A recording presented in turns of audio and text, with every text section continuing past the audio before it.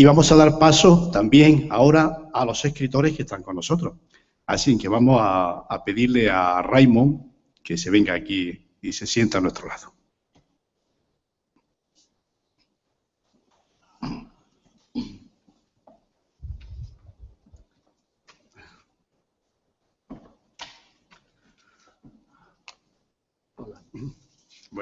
Buenas tardes.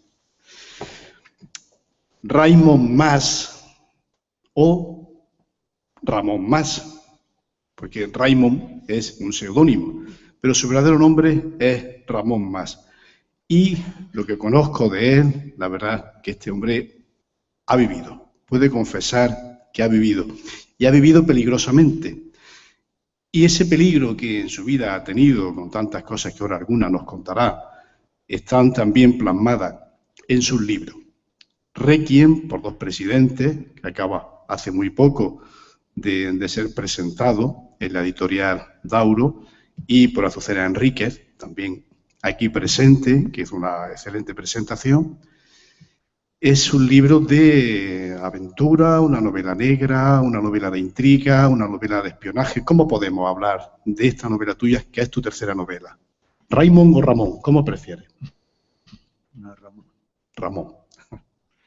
Bueno, antes que nada, permíteme decirle que escuchando el arpa me transportó a mis 50 años de residencia en Venezuela. Yo nací en Tenerife, me fui a Venezuela a los 18 años y viví 50 años y me trajo reminiscencia increíble al escuchar el arpa. El arpa 4 y maraca son los instrumentos clásicos del llano venezolano. O sea, allí en toda fiesta es imprescindible la presencia de un cantante, de un arpista, de un vamos a llamarlo patrista, ¿no? Y un maraquero, ¿no? Y prácticamente son los instrumentos nacionales de Venezuela, y entonces allí el llano, en toda fiesta hay un arpa. Porque bueno, tú viviste mucho tiempo en Venezuela. 50. 50 años, no está nada más. Y allí fuiste un empresario que vivió también peligrosamente, ¿no? Sí, tuve la necesidad ¿no? Incluso hasta la vocación de dedicarme finalmente en los últimos 20 o 25 años a la agricultura en Venezuela, allí en sociedad con unos amigos isleños también canarios. Fundamos una empresa bananera, ¿no? 150 hectáreas en producción de banana o plátano en forma intensiva, y ahí fue una experiencia muy, muy fuerte, ¿no? Lo que comenzó siendo una plantación al lado de un caserío tranquilo, apacible, con el tiempo se convirtió en un lugar intransitable, ¿no? Donde el narcotráfico se apoderó de ese caserío, y entonces hizo de allá un centro de distribución, y se convirtió en un barrio muy violento, ¿no? Entonces convivir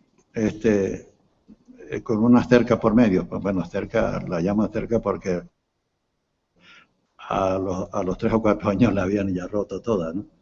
Convivir con ese caserío fue duro, muy duro. Había que defender la producción y tu propiedad, bueno, con las armas en la mano, ¿no? Porque si no, salías de allí escapado, ¿no? Y fueron años de una tensión constante, de una vigilancia nocturna, que nos llevó, bueno, a vivir una vida muy, muy difícil, muy difícil.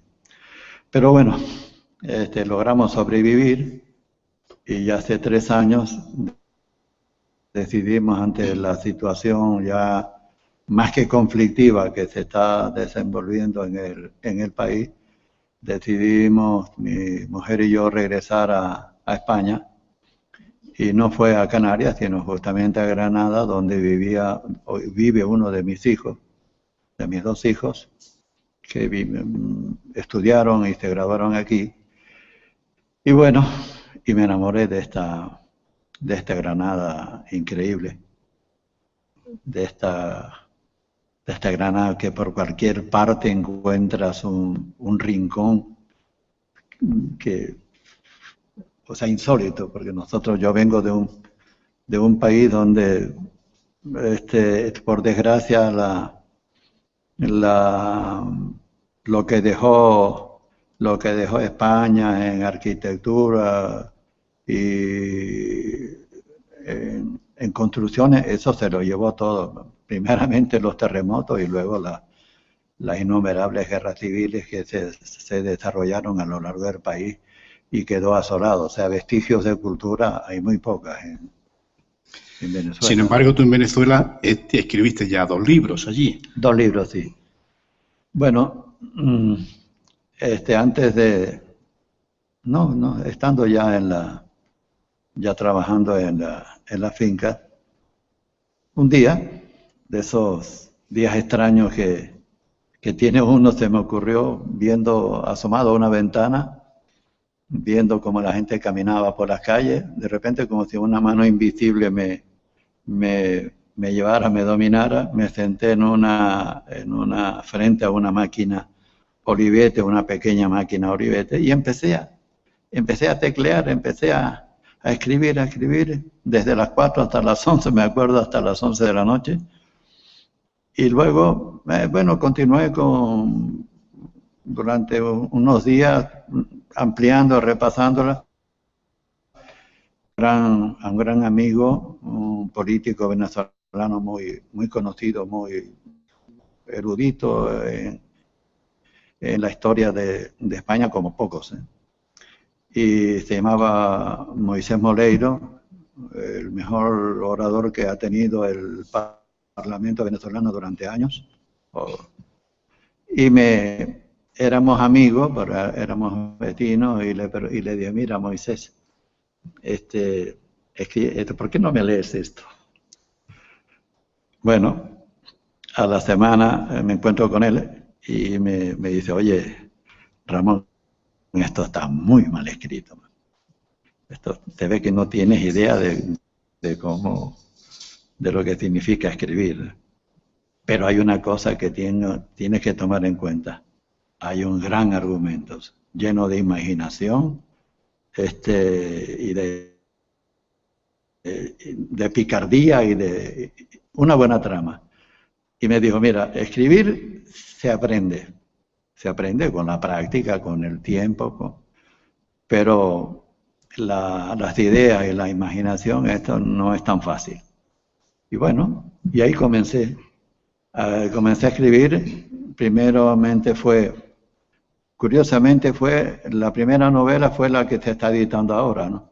Que es una trilogía, Requiem por 2 presidentes. Luego escribí El Informe Amazonas, y la tercera fue Operación Iris Verde. La primera es una novela que se desarrolla en una isla imaginaria del Caribe, y en la trama terminó con que a última hora me conecto con la cuestión del narcotráfico que yo, o sea, detesto esa actividad, o sea, que está llevando al mundo. Allí lo viviste cerca, ¿no? En Venezuela. ¿Viviste cerca el narcotráfico? ¿Conociste gente que se...? Sí, bueno, el narcotráfico lo viví en el caserío donde veía que venían vehículos de muchas partes del estado Carabobo, venían y descaradamente entraban a las casas y vi cómo salían con paquetes. O sea, y tuviste que vender, ¿no? Tuviste que vender yo esa tuve que finca, vender, sí. Tuvimos que vender. porque tu propia vida estaba ahí en riesgo. Mal vendido, pero bueno, lo tuvimos que hacer porque hasta ahora ya no hubiera quedado ya prisionero, ¿no? Por cuestiones de cuestiones económicas, porque la inflación ha hecho que el bolívar se haya disparado, y entonces si hubiera tardado un año más lo que yo traje de productos de la venta de la finca, se hubiera reducido 10 veces y no hubiera podido regresar, ¿no? O sea, hubiera tenido que regresar. Es una suerte, desde luego, teneros aquí en Granada y con esta novela. Y como dices, fue la primera que escribiste. Después fue eso, el Informe Amazonas y Operación Iris Verde, la editorial Planeta de Venezuela. Sí. El Planeta convocaba todos los años unos premios que se llamaban Miguel Otero Silva, y ahí concurrí con la suerte que quedé segundo y tercer finalista en las tres ediciones del concurso. Entonces, Planeta me publicó. Creo que quedaron satisfechos porque la primera se vendió, fueron 3.000 ejemplares, 1.000 se enviaron a Colombia y Perú y Ecuador, y el resto se vendió allá para sorpresa mío e incluso de ellos, porque el venezolano lee muy poquísimo. Pero eso les animó a ellos a editar la tercera, Operación Iris Verde, siempre tocando el tema del narcotráfico, ¿no? La conspiración del narcotráfico,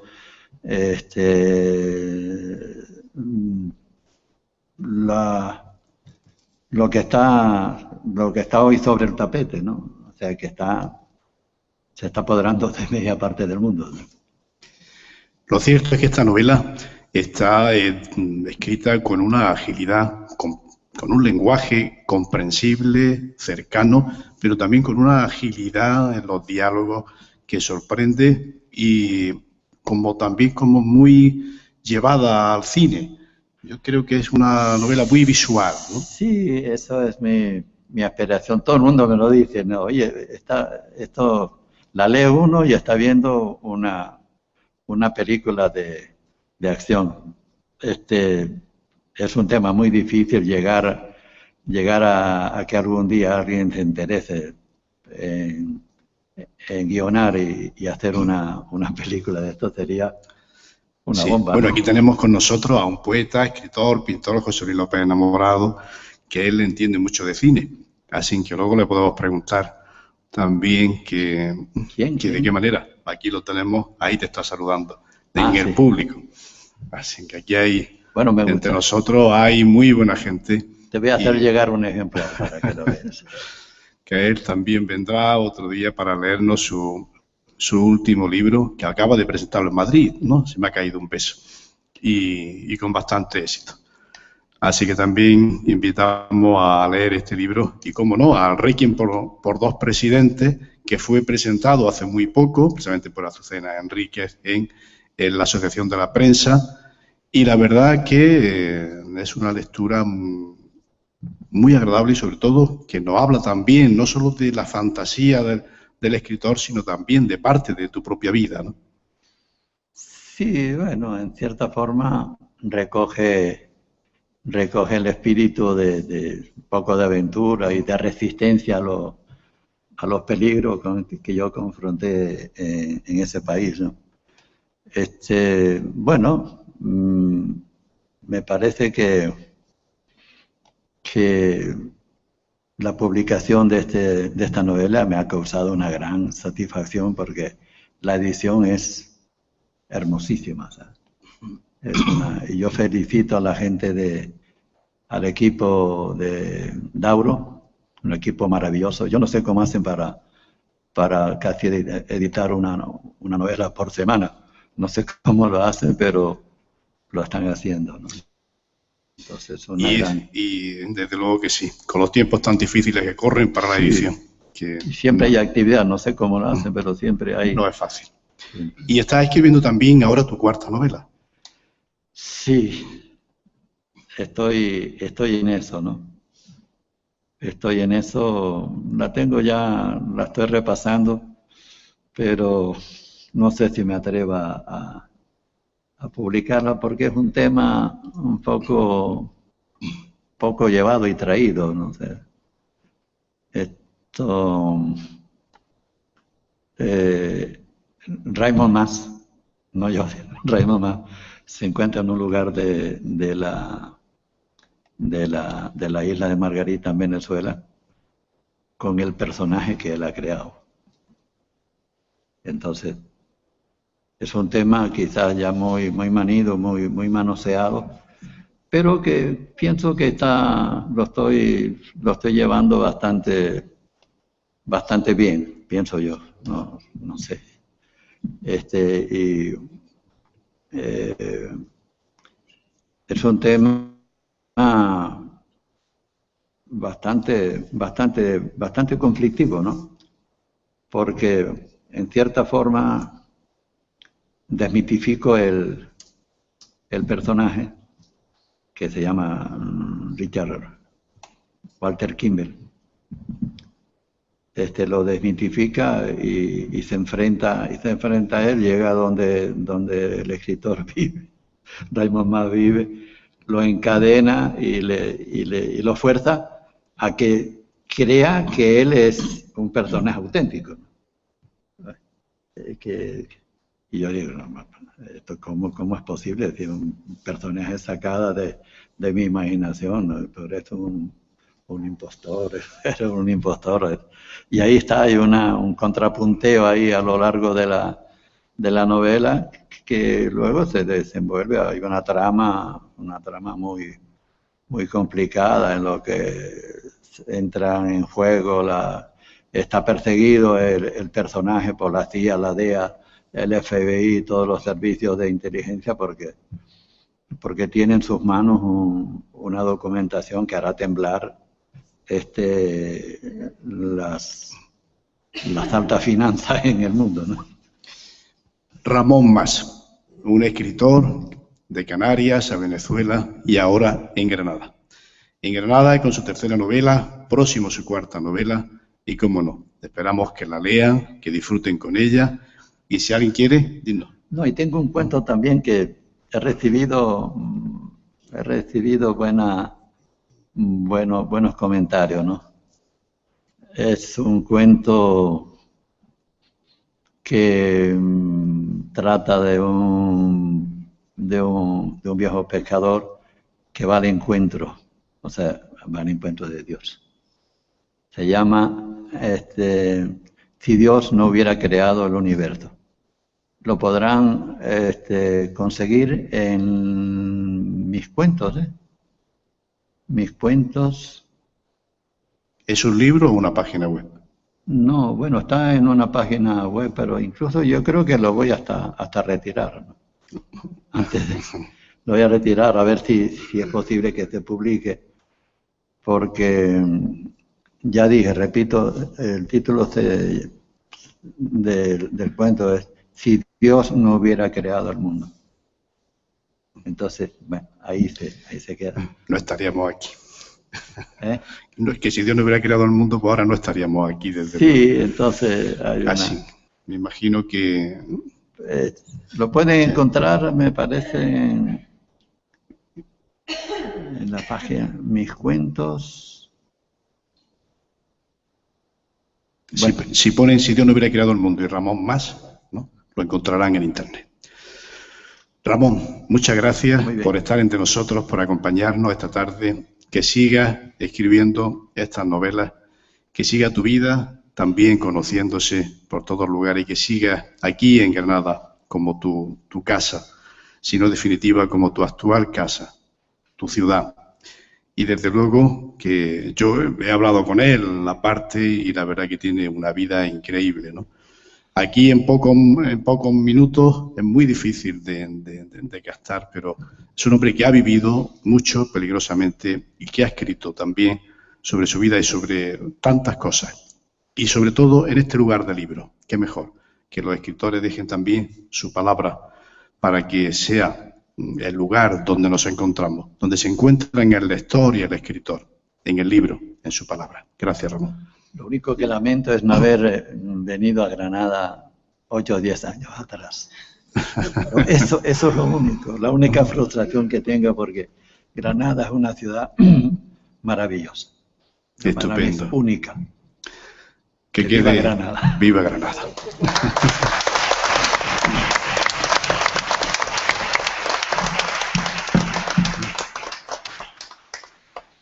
Y tenemos también entre nosotros ahora a una, iba a decir escritora, pero la verdad es que es tantas cosas en una. Porque Gracia Morales, aquí dentro de su juventud, una escritora muy joven, pero es dramaturga, es actriz, ha escrito teatro, ha escrito poesía, una mujer que tiene premios, por ejemplo, el premio de la EGAE, sobre todo yo siempre la he relacionado más, vente con nosotros, gracias, aquí. Hola. Hola. Es raro eso de que estén hablando así de una en tercera persona. Eso, y está allí. Bueno, pues te comentaba de que yo siempre ha habido como una relación tuya con el teatro, como una relación directa de que eres una mujer de teatro. Además, muy involucrada con todo el tema, muy también premiada, casi todas tus obras son representadas.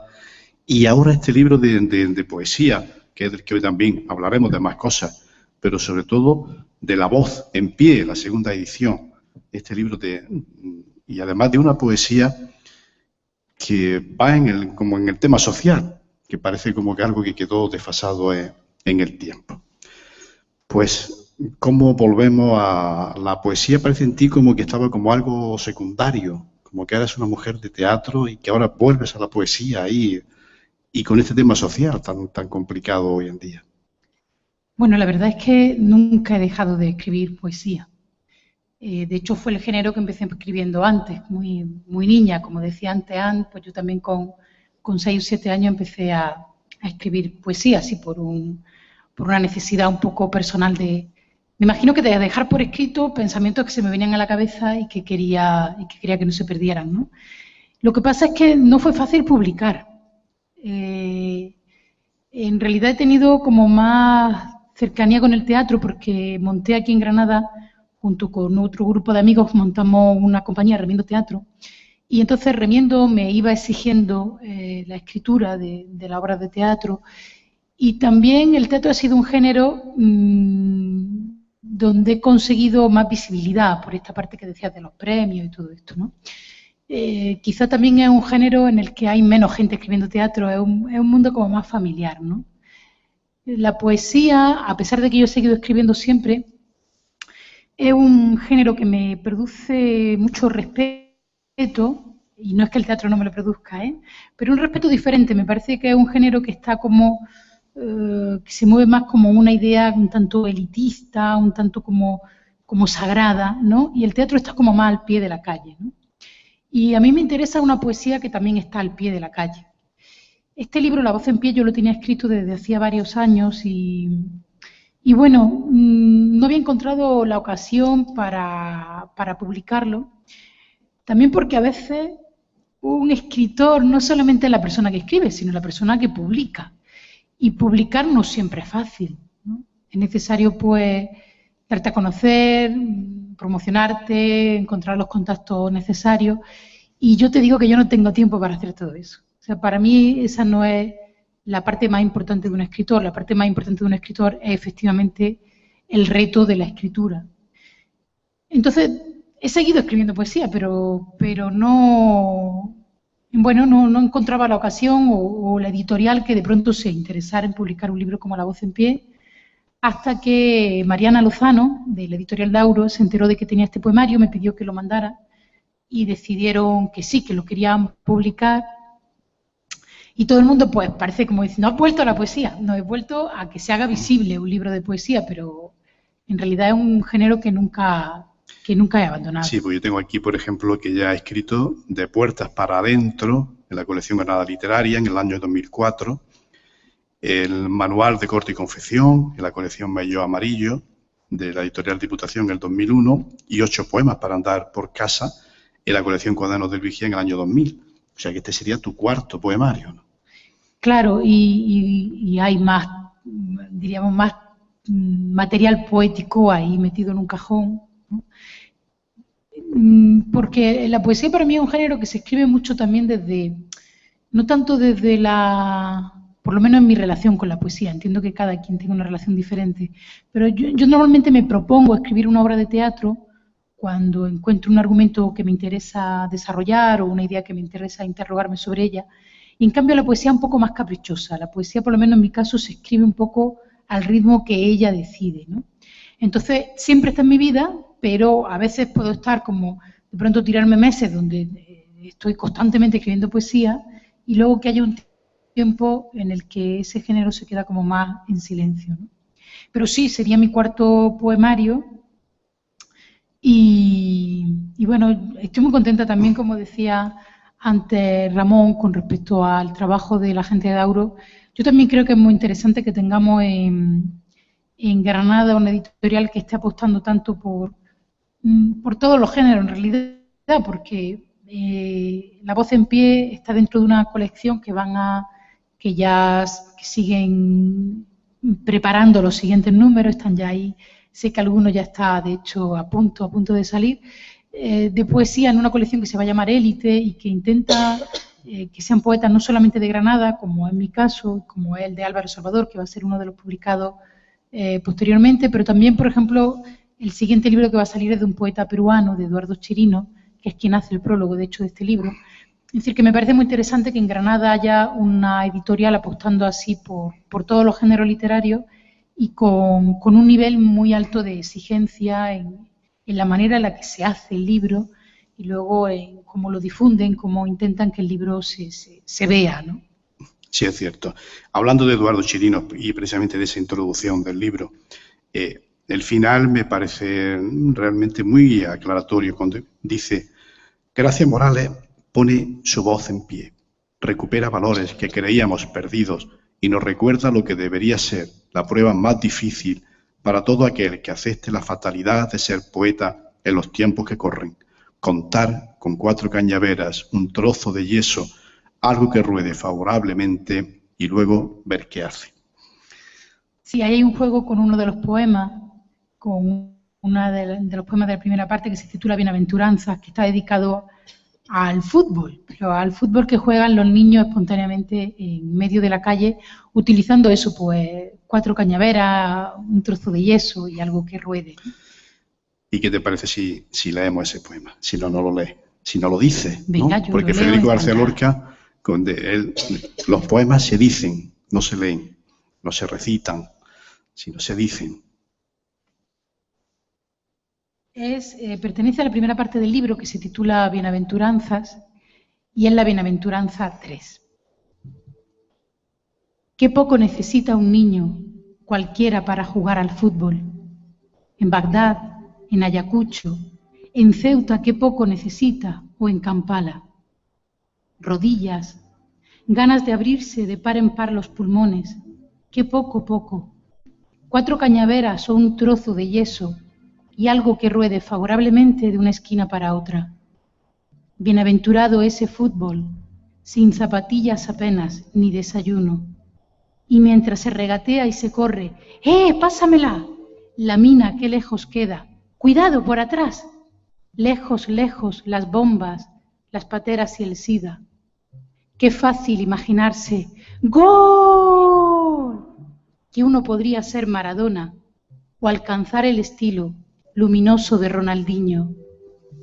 Qué poco en verdad, qué poco necesita un niño para vivir libre con todo el cuerpo, a salvo por unas horas del mundo que hemos creado para él, los adultos. Un libro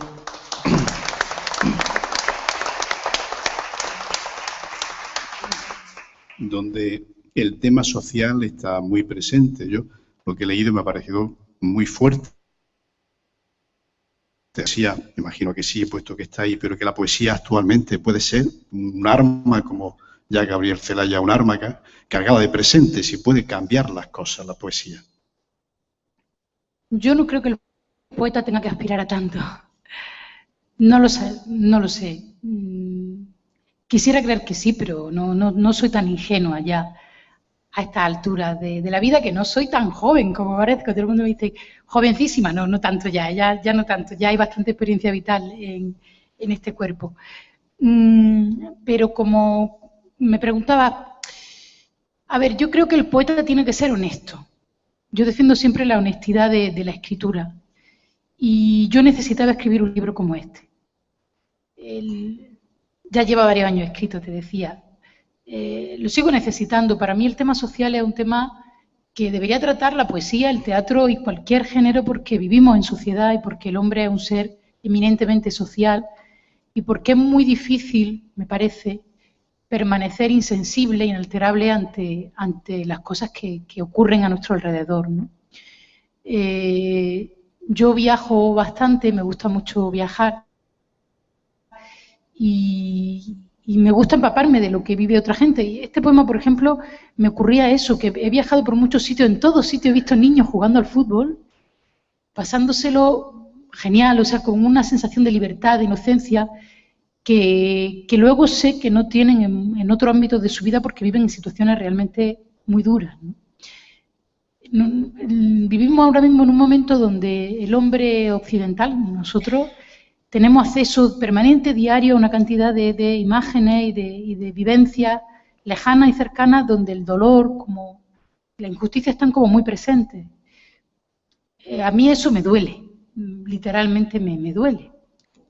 Y para mí la poesía es una forma, primeramente, de expresión del yo, de la intimidad del poeta, intentando, eso sí, escribir, pensando que eso que está escribiendo va a trascender su vivencia privada, íntima, y le va a poder interesar a los lectores, porque si no, bueno, yo también escribo sobre cosas que solamente me van a interesar a mí y se quedan guardadas en un cajón porque entiendo que son son un desahogo privado y ya está, ¿no? La poesía no debe de ser solo un desahogo, pero muchas veces sí que parte de esa necesidad de preguntarse el porqué, por lo menos, ¿no? El porqué de que el ser humano sea capaz de hacer cosas tan maravillosas como la música que escuchábamos hace un momento, verdaderamente cosas tan maravillosas y a la vez cosas tan duras, tan crueles, ¿no? Y esa es quizás una de las preguntas que a mí me inquietan más como escritora y como persona. Y entonces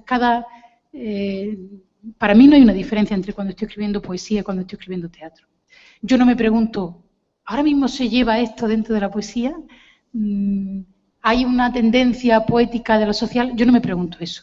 Puede ser que una editorial sí que se lo pregunte, porque hace una apuesta por un libro que necesita que luego se venda. Pero yo cuando escribo no me pregunto qué es lo que se lleva en un momento determinado, sino qué es lo que a mí qué es lo que necesito contar. También la misma introducción, ¿no? Eduardo Chirino dice, La voz en pie es un libro que podría calificarse de social, si no fuera porque todo poema, por el solo hecho de ser usuario de las palabras con las que nos comunicamos día a día, es necesariamente social. Pero también habla del peligro de Internet, de todo lo que estamos viviendo, de Facebook, como que de alguna manera la palabra queda relegada a una comunicación como muy superficial. ¿Nos ayuda a todos estos temas para que la palabra sea un elemento social? Piensa Facebook, Internet, etcétera. O de alguna manera ahí nos estamos haciendo personajes falsos de nosotros mismos y de los demás. No nos ayuda en nada. Pues como la mayor parte de las cosas depende de cómo se use. Internet es una herramienta maravillosa, en realidad. Lo que comentaba antes la directora María José Ariza, la directora de esto, de que uno puede hacer una visita virtual, ¿no?, del Hospital Real, o que puede hacer consultas de catálogos que están digitalizados. En realidad Internet es una herramienta de comunicación maravillosa. Yo tengo muchos amigos con los que me comunico gracias a que existe Internet, porque son amigos que están en Argentina, en Perú, en México, y necesito esa herramienta para poder seguir de alguna manera cerca de ellos. Pero también es verdad que se puede usar de una manera en la que lo dejemos en un mero entretenimiento sin ninguna hondura, sin ninguna profundidad, ¿no? Pero creo que eso no es tanto una culpa de Internet, sino un poco de una visión del tiempo en el que vivimos, de una visión como excesivamente fugaz del tiempo, ¿no? Como muy rápida, una sensación de que tener que aprovechar mucho el tiempo, vivir muchas cosas en muy poco tiempo. Y claro, todo eso implica superficialidad, porque si tú quieres vivir 25.000 aventuras en un mes, pues las tienes que vivir superficialmente, no puedes profundizar en ellas, ¿no? Y yo cada vez más, en los últimos años, pienso que hay que hacer una especie de defensa de la lentitud, ¿no? Y de defensa también de la calma, ¿no? Que son valores que sí que están como francamente relegados en este momento, y que yo creo que la poesía es un lenguaje que implica calma y que implica hondura. Y si alguien no encuentra esa calma ni quiere esa hondura, me parece legítimo, pero entonces no disfrutará con la poesía. Entonces no creo que tengamos que demonizar ninguna herramienta, sino más bien tenemos que elegir responsablemente cómo la utilizamos. Porque en su momento quizás pues, también la televisión es una herramienta que se puede utilizar bien o mal, el cine. No creo que haya que demonizar la tecnología, pero sí que hay que preguntarse qué queremos hacer con ella, ¿no? ¿Para qué nos sirve realmente? Y tú que estás muy involucrada con el mundo de la educación, ¿cómo lo ves a los jóvenes actualmente? ¿Los ves que realmente están por esa labor en que sea una herramienta o en ellos también hay como, por lo menos aquí en España, me imagino que cada lugar del mundo es diferente y cada sociedad es diferente? A los jóvenes que tú tienes y que estás en la universidad y dando clases y los talleres, ¿los ves realmente con una preocupación por lo social? Bueno, yo soy una persona afortunadísima porque doy clase en la Universidad de Granada y doy clase de literatura española e hispanoamericana. Entonces doy clase a gente que a priori elige la literatura. Yo no le doy clase los jóvenes con los que yo trato no son representativos de toda la juventud, son representativos de una parte que decide estudiar literatura o lengua cuando la literatura ya está implicando como una especie de... Ya son jóvenes para mí con un cierto compromiso y con una cierta sensibilidad y una cierta tendencia hacia lo artístico, porque eligen la literatura, ¿no? ¿Y cuánta gente le habrá dicho en su camino, no, esto no tiene salida, tienes que elegir otra cosa con más salida, ¿no? Y aquí que estamos rodeando de libros, pues, ¿hasta qué punto es importante la literatura y el uso, diríamos, artístico de la palabra? A mí me parece fundamental. Yo soy una persona que lleva toda su vida viviendo en conexión con la literatura. Con la poesía, con el teatro, con las clases, para mí todo tiene que ver con la literatura. Y soy muy afortunada porque consigo realmente vivir de eso que me apasiona tanto. Y yo me encuentro con alumnos maravillosos. No puedo decir otra cosa. Para mí los jóvenes son maravillosos, son gente abierta, son gente con muchas ganas de aprender, les estamos legando el mundo, son ellos los que van a quedarse con ese mundo que les estamos ofreciendo. Y yo encuentro en ellos una capacidad de indagación, de interrogación, de compromiso tremenda. Ahora, tenemos que, los adultos, un poco como decía el poema de las bienaventuranzas, tenemos que saber qué mundo les legamos y también qué les dejamos hacer, ¿no? Cuánto le abrimos. Yo creo que la tarea de un docente es, sobre todo, ayudar al otro a pensar mejor, a pensar con más libertad. No pensar una cosa, sino darles las herramientas para que puedan pensar más libremente. Yo tengo una relación muy cercana con mi alumno, ellos lo saben que son una de las razones que me hacen levantarme por la mañana, vestirme y salir corriendo para la universidad y entrar a lo mejor un poco cansada o desanimada o lo que sea, pero salir siempre contenta, porque ellos tienen mucho que ofrecer, ¿no? La cosa es el mundo que les legamos. Y realmente ahora mismo los jóvenes aquí en España tienen una situación muy difícil. Tienen que buscar la manera de reinventarse muchas de las cosas de este país que creo que hay que mejorar muchísimo, ¿no? Yo creo que ellos tienen el entusiasmo y lo que hay que hacer es dejarles hacerlo, ¿no? Confiar en ellos también y dejarles hacerlo. ¿Cómo utilizan Facebook? Pues lo utilizan como lo hemos utilizado todos cuando éramos jóvenes, ¿no? No se les puede pedir tampoco a los jóvenes que sean hiperresponsables, hiperconscientes, hipercomprometidos. También tienen que tener una parte de distracción, de entretenimiento, de ligar por internet, de quedar con los amigos. Todo eso lo hacen por internet, claro. Pero ¿quién no lo ha hecho cuando teníamos su edad, no? Y lo que hay que saber también es enseñarles cuánto da de sí esa herramienta, ¿no? Creo que ellos tienen ganas de usarla bien y hay que ayudarles a que la usen bien también, ¿no? Estupendo, así sea. Y además eso de defensa de la lentitud me ha gustado mucho. Yo creo que casi es un título de un ensayo o de un poemario, ¿no? Defensa de la lentitud. Bueno, ya no somos los únicos, ¿sabes? Sí. Creo que está habiendo una línea de gente que se está posicionando en defensa precisamente de la lentitud para digamos, defender unos ideales muy diferentes a los que está defendiendo como el sistema ideológico ahora mismo más potente, ¿no? Que la idea de perder el tiempo. Yo le decía a mi alumno, chicos, a veces tenéis que perder el tiempo, ¿no? ¿Qué pasa por perder el tiempo? ¿No? ¿Quién te lo mide? El tiempo es tuyo, tú decides cómo lo usas. Nunca se pierde el tiempo, nunca. No se puede perder si el tiempo pasa, ¿no? Es un concepto ya paradójico. El tiempo no se pierde, el tiempo transcurre, ¿no? Hay que saber en qué usarlo, pero a veces usarlo en estar tranquilamente leyendo un libro tumbado en el sillón es una manera maravillosa de usar el tiempo, ¿no?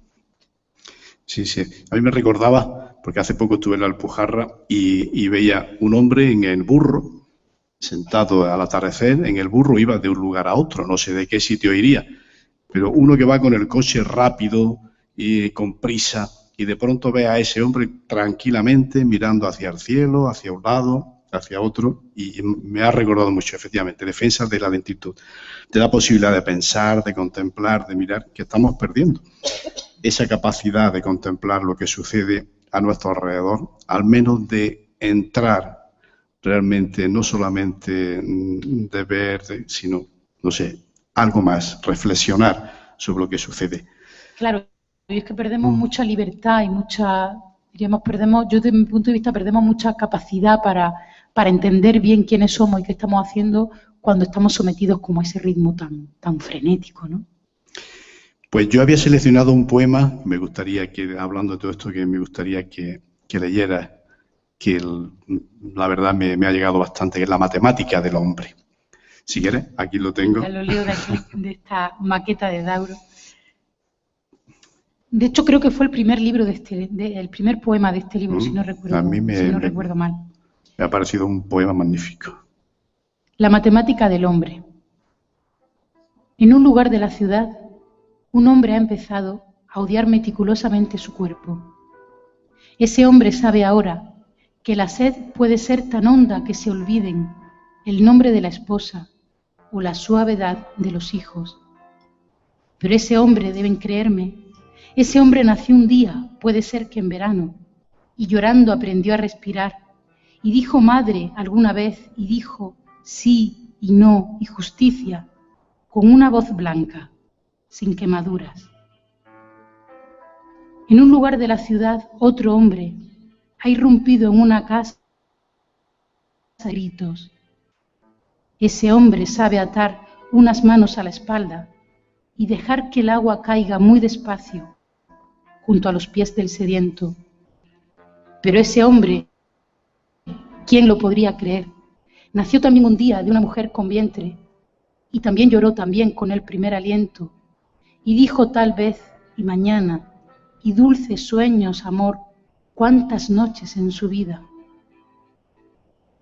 En el lugar más alto de la ciudad, un tercer hombre mira todo esto y se pregunta, ¿cómo es posible? ¿Cómo? Y suma, resta, extrae la raíz, se le cansan hasta sangrar las palabras y los dedos. Pero las cuentas, créanme, las cuentas de los hombres nunca salen.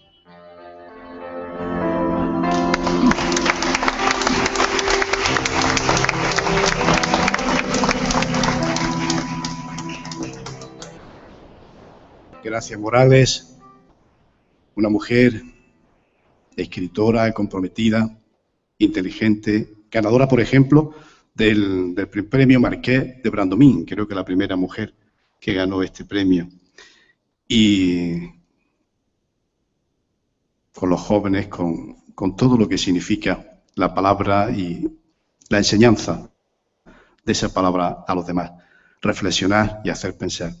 Te damos las gracias por estar entre nosotros, porque cualquiera que indague un poco en su obra verá que pocas como ella, no solamente en Granada, sino en toda España y fuera también internacionalmente, ha escrito de teatro, sobre todo su obra representada en todos sitios, premio de la SGAE de teatro infantil y juvenil, premio SGAE de teatro por su obra NN12, premio Fundación Ciudad de Requena de Teatro Breve, premio Marqués de Brandomín. Realmente estamos ante no un valor, sino una mujer, realmente una escritora que todavía tiene que darnos mucho, porque aunque diga que ya es algo mayor, yo creo que no, todavía le queda mucho por delante que escribir, mucho que decirnos, mucho sí. Esperemos que sí, nunca se sabe, pero que nos siga deleitando y aprendiendo de ti, aprendiendo de tu sabiduría y de tu escritura. Muchas gracias, Pedro, y gracias a vosotros, los que habéis venido aquí a acompañarnos. De hecho, veo algunas caras conocidas de mi facultad que me ayudan con los libros y con los préstamos interbibliotecarios. Margarita, que está por ahí. Y bueno, pues nada, daros las gracias y también por este programa que me parece una iniciativa tan bella, tan interesante, con ese título maravilloso, La voz a ti de vida. Sí. Y me alegro mucho de haber podido. El libro de Pedro Salinas, sí, que realmente me parece como que dice mucho sobre la noción de voz también, como en mi poemario, me sentía como muy involucrada con eso. Bueno, Pedro, muchas gracias a ti y gracias por hacer posible este programa. Gracias a ti por estar aquí, por acudir a esta llamada y a este programa que, como dice, bueno, pues intentamos usar los medios que tenemos también, porque ni son buenos ni son malos, como todo en la vida, sino que depende del uso que hagamos de las cosas. Pueden acertarnos, elevarnos y ser utilizados como esto, pues a través de Gaby, como siempre, yo siempre me gusta darle a Gaby un aplauso porque sin él no sería posible. Un magnífico técnico de sonido y que realmente hace que esto pueda pues llevarse a ese lugar a través de wifi a internet y desde ahí a todo el que quiera contemplarnos y luego quedar grabado este programa para poder ser visionado en cualquier momento. Gracias a María José Ariza por permitirnos estar en este lugar tan lleno de espíritus vivos. En cada uno de esos libros está la vida, la entrega de un escritor. Una parte de su vida, como en este libro de Gracia, como en este libro de Ramón. A veces el escritor no sabe por qué se sienta, por qué tiene esa necesidad de escribir, para qué, para quién, por quién, para mí, para los demás. Sin embargo, a través de todo el tiempo, ahí están estas obras que nos observan desde esos lomos, donde pone un título y un nombre. Tan poca cosa, y sin embargo, tanta, porque es vida entregada, vida en el que el escritor se enfrenta ante un papel en blanco y deja allí su pensamiento, su reflexión, su dolor, su amor, su desamor, sus ideas, para luego, a través del tiempo, o como este libro único que tenemos aquí, poder contemplarlo y decir, la palabra sigue siendo arte, sigue siendo entrega, sigue siendo parte de uno mismo que se da a los demás, pero que por consiguiente vuelve a uno también, enriqueciendo a quien lo escribe, porque de alguna manera eso es lo que nos hace libres.